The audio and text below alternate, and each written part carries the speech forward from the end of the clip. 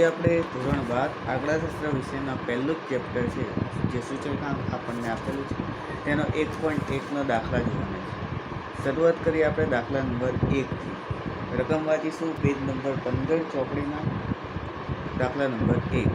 એક શહેરના કારખાનામાં કુલ કામ કરતા કામદારોના જૂથનો વર્ષ 2008 થી 2015 દરમિયાન દૈનિક સરેરાશ વેતન અંગેની માહિતી નીચે મુજબ આપણને આપી છે, જેમાં આપણને ત્રણ કન્ડિશન આપી છે।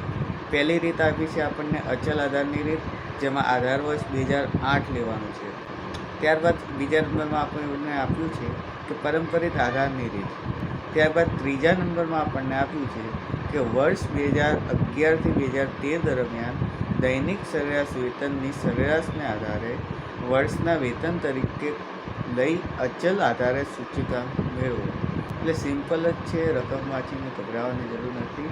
આપણને 2011 થી 2013 સુધીનો સરેરાશ વેતન દર જે આપ્યું છે એનો સરવાળો કરવાનો છે અને 2011, 12 અને 13 એટલે 3 વર્ષ થયા, એટલે ભાગાકારમાં 3 લેવાના છે। એ પણ આપણે દાખલામાં જોઈ લઈશું, બરાબર। તો સ્ટાર્ટ કરીએ આપણે દાખલા નંબર 1। સૌથી પહેલાં આપણે કોષ્ટક બનાવી લેવાનું છે સિમ્પલ।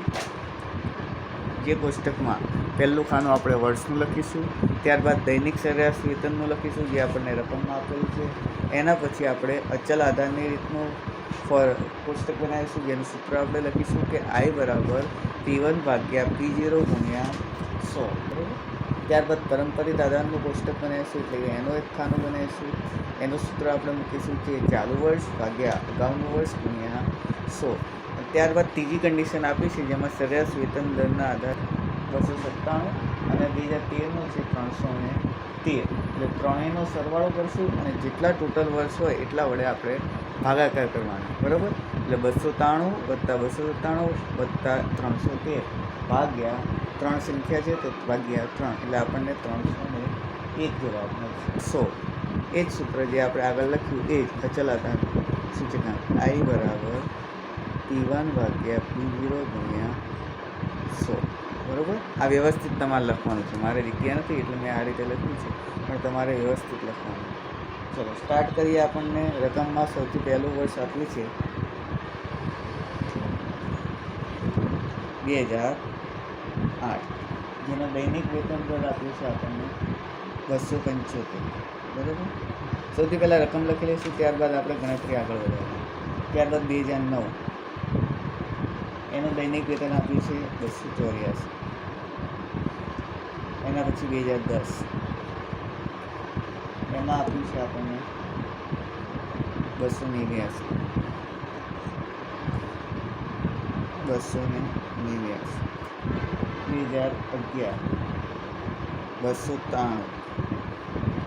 2012, 297, 2013, 313, 2014,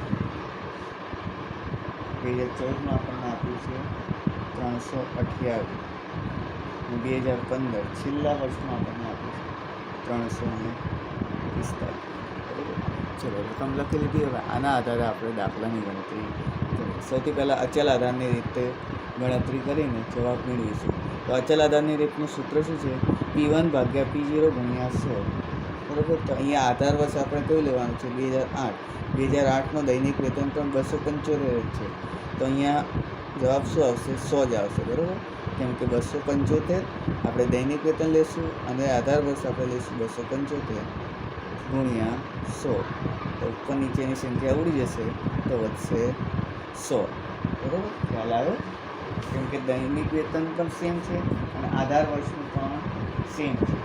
ત્યારબાદ P1 એટલે દૈનિક વેતન કેટલું છે? 2009નું 284 ભાગ્યા આધાર વર્ષ P0 એટલે આધાર વર્ષ આપણો 275, અહીંયા હું આધાર વર્ષ પણ લખી દઉં, P0 બરાબર 275, 275 ગુણ્યા 100, એટલે આપણો જવાબ આવશે 103.27, બરાબર। એ જ રીતે 2010નું જોઈએ, 289 ભાગ્યા 275 ગુણ્યા 100, 289 ભાગ્યા 275 ગુણ્યા 100 એટલે 105.09 જવાબ આવશે. ત્યારબાદ 2011નું P1 આપણને છે 293 ભાગ્યા P0 છે 275 ગુણ્યા 100 તો 2011નું આપણને મળશે 106.55 બરાબર. ત્યારબાદ આગળ વધીએ 2012 P0 છે 297 ભાગ્યા P1 છે 297 P0 છે 275 ગુણ્યા 100 તો આપણને જવાબ મળશે 108. બીજા 13માં જોઈ લઈએ. P1 છે આપણી પાસે 313 ભાગ્યા P0 છે 275 ગુણ્યા 100 તો એનો જવાબ આપણને મળશે 113.82 બરાબર. 2014માં પણ એ જ રીતે 328 ભાગ્યા P0 આપણી પાસે છે 275 ગુણ્યા 100 એટલે જવાબ આવશે 119.27. ચલો છેલ્લું વર્ષ આપણે જોઈ લઈએ. શું છે છેલ્લું વર્ષ? 345 ભાગ્યા આધાર વર્ષ 275 ગુણ્યા 100. દરેક છેદમાં આધાર વર્ષ આવશે બરાબર. એટલે કે P0 આધાર વર્ષ આપ્યો છે 2008 જેનો સરેરાશ વેતન દર છે 275 તો જવાબ આવશે 125.45 બરાબર. સિમ્પલ છે દાખલો, રોકડા આપણને માર્ક મળી જાય એ રીતનો દાખલો છે, કંઈ છે નહીં દાખલામાં બરાબર. અને આધાર વર્ષ અને પરંપરિત તો એકદમ સહેલામાં સહેલી રીત છે બરાબર. ખ્યાલ આવ્યો આધાર વર્ષની રીતમાં. હવે આપણે વધીએ પરંપરિત આધારની રીતમાં બરાબર. એનું સૂત્ર શું છે? I બરાબર ચાલુ વર્ષ ભાગ્યા અગાઉનું વર્ષ ગુણ્યા 100. એટલે અહીંયા ચાલુ વર્ષ છે આપણું 2008નું 275 ભાગ્યા અગાઉનું વર્ષ આપણને આપ્યું નથી એટલે 275 જ આપણે લઈશું ગુણ્યા 100 એટલે આનો પણ આન્સર 100 જ આવશે બરાબર. અગાઉનું વર્ષ એટલે 2007 પણ 2007 તો આપણને આપેલું છે નહીં તો આપણે એને એ જ રકમ લેશું બરાબર, ધારવાની રકમ 100 જ આન્સર આવશે. ત્યારબાદ 2009માં આ સૂત્ર પ્રમાણે ચાલુ વર્ષ આપણું છે 284 ભાગ્યા હવે અહીંયા અગાઉનું વર્ષ હતું. આ અચલ આધારની રીતમાં શું હતું? આપણને આધાર વર્ષ એટલે કે છેદમાં દરેક સંખ્યા એકની એક જ લેતા હતા 275 275 275 275 પણ અહીંયા ફોર્મ્યુલા બદલાય છે એટલે આ ખાસ યાદ રાખવાનું. અગાઉનું વર્ષ એટલે આની પહેલાંનું વર્ષ જે હોય એ આ રકમ અહીંયા લખવાની એટલે 284 આપણે ચાલુ વર્ષ થશે અને અગાઉનું વર્ષ થશે 2008 એટલે તેનું વેતન દર થશે 275 ગુણ્યા 100 બરાબર. એનો પણ આન્સર આપણને આવશે 103.27 બરાબર. કેમ કે આધાર વર્ષમાં પણ એ હતું અને આમાં પણ એ હતું. ત્યારબાદ 2010માં ચાલુ વર્ષ આપણી પાસે છે 289 ભાગ્યા અહીંયા આધાર વર્ષ કયું બનશે? 275 નહીં બન્યા, આની ઉપરનું આધાર વર્ષ એટલે 2010ની ઉપરનું 2010ની ઉપરનું અગાઉનું વર્ષ કયું છે? 2009નું રકમ શું છે? 284 તો છેદમાં આપણે 284 લેવાનું બરાબર. ખ્યાલ આવ્યો? છેદમાં ઉપરની રકમ લેવાની એટલું સિમ્પલ યાદ રાખવાનું, બીજું કંઈ યાદ રાખવાનું જરૂર નથી. અગાઉના વર્ષની રકમ ગુણ્યા 100 જવાબ આપણને મળશે 101.75 બરાબર. ત્યારબાદ ચાલુ વર્ષ છે 293 ભાગ્યા અગાઉનું વર્ષની રકમ છે 289 ગુણ્યા 100 એટલે આપણને આન્સર મળશે 101.38 બરાબર. 101.38. ત્યારબાદ 2012નું જોઈ લઈએ. ચાલુ વર્ષની રકમ છે 297 અગાઉના વર્ષની રકમ છે 293 ગુણ્યા 100 આનું ટોટલ કરી લઈએ તો આનો આન્સર આવશે 2012માં 101.37. 2013નું ચાલુ વર્ષ છે આપણી પાસે 313 અને અગાઉનું વર્ષ એટલે ઉપરનું 297 ગુણ્યા 100 આનો આન્સર આપણને મળશે 105.39. બરાબર. ત્યારબાદ 2014નું ચાલુ વર્ષ છે 328 ભાગ્યા અગાઉનું વર્ષ 313 ગુણ્યા 100. આન્સર આપણને મળશે 104.79. 104.79. 2015નું ચાલુ વર્ષ છે 345 ભાગ્યા અગાઉનું વર્ષ છે 328 ગુણ્યા 100. એનો આન્સર આપણને મળશે 105.18. બરાબર. સિમ્પલ પારંપરિક આધારની રીત પણ એકદમ સિમ્પલ છે.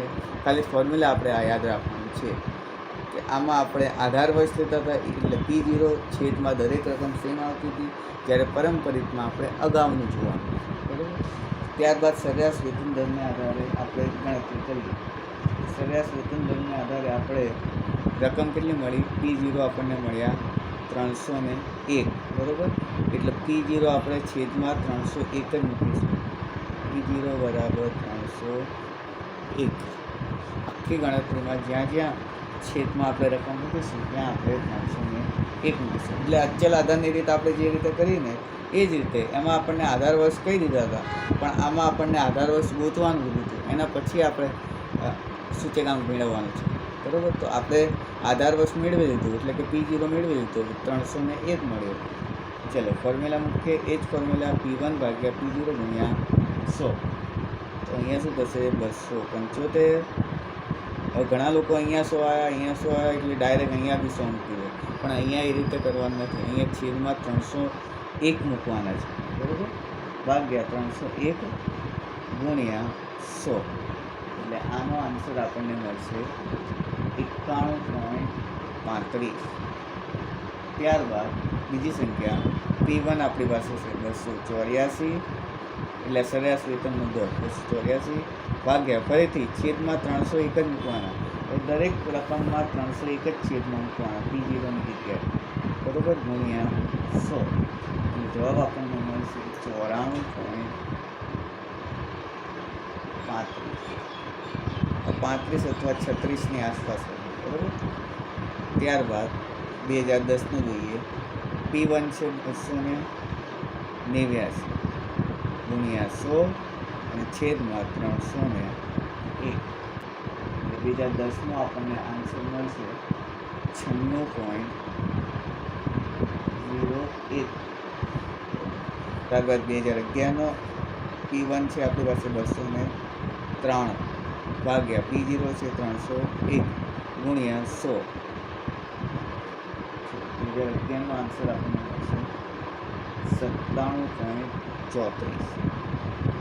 ત્યારબાદ 2012નું આપણને P1 છે 297 ભાગ્યા 301 ગુણ્યા 100. 297 ભાગ્યા 301 ગુણ્યા 100. તો જવાબ આપણને મળશે 98.67. ત્યારબાદ 2013નું જોઈએ એટલે 313 ભાગ્યા 301 ગુણ્યા 100. 313 ભાગ્યા 301 ગુણ્યા 100. એટલે આનો આન્સર મળશે 301.99. ત્યારબાદ 2014 P1 છે આપણી પાસે 328 ભાગ્યા P0 છે 301 ગુણ્યા 100. એટલે આન્સર આપણને મળશે 108.97. ત્યારબાદ 2015 P1 છે આપણી પાસે 345 ભાગ્યા P0 આપણી પાસે છે 301 ગુણ્યા 100. આન્સર આપણને મળશે 114.62 આસપાસ. 114.62. ખ્યાલ આવ્યો? એકદમ ઇઝી છે, પૂરેપૂરા માર્ક મળી જાય એવું છે. બરાબર. જનરલ ઓપ્શન સાથે લગભગ 16 માર્કનું આ ચેપ્ટર પૂછાવાનું છે. જો વિડીયો ગમ્યો હોય તો લાઈક કરો, શેર કરો તમારા મિત્રો સાથે. દાખલા નંબર 2 નેક્સ્ટ વિડીયોમાં જોવા મળશે.